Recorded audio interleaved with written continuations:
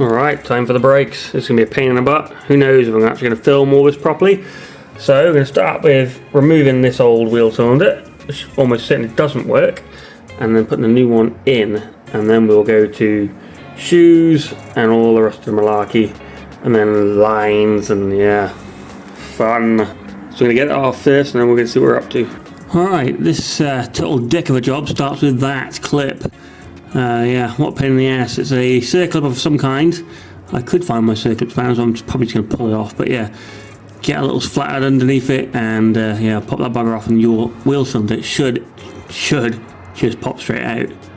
There's a little bastard in question. Yeah, pop that little fucker off, and then the wheel cylinder should come out with relative ease. Let's see.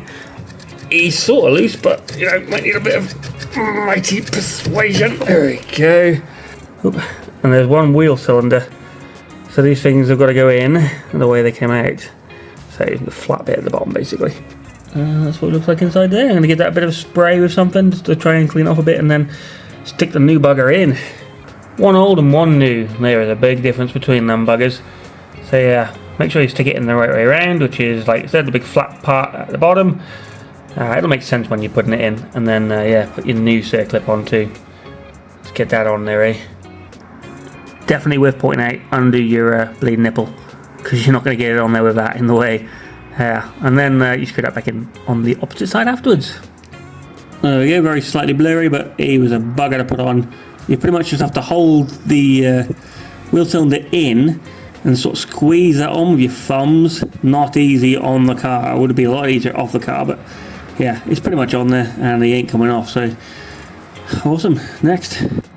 There we go, something I didn't think about.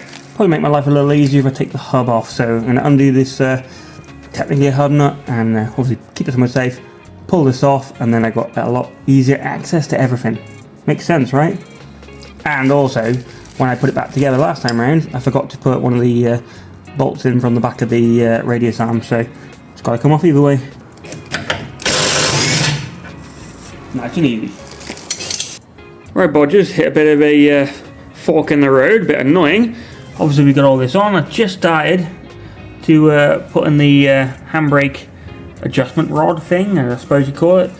So it sort of goes through here, and then obviously your shoes will go on either side. Problems are this, which is the adjuster. So that's what obviously adjusts the brakes in or out. That's completely seized.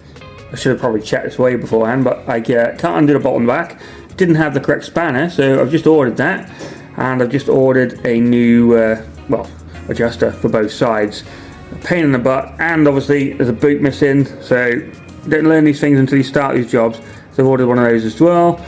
And the only other thing I have realised, I've thrown my other one of these away, which is super annoying because the handbrake quadrant thing is probably still attached. I'm pretty sure I took it off, so I'm going to spend the next 5 million years trying to see if I can find that. If I can, brilliant, I can bolt it on. If not, problem.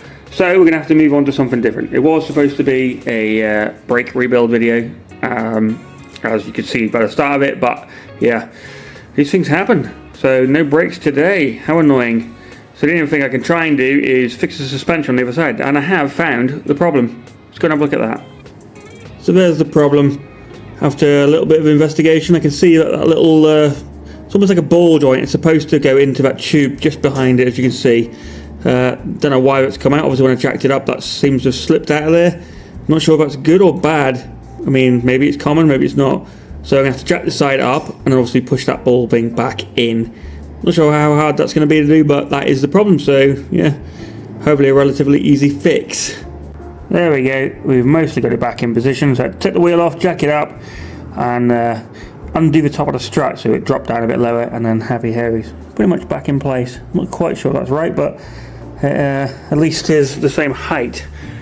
Well, you can't see it front end, but yeah, it's the same height now, so we'll keep an eye on it, and yeah, but at least there's something rectified. Some kind of something for today.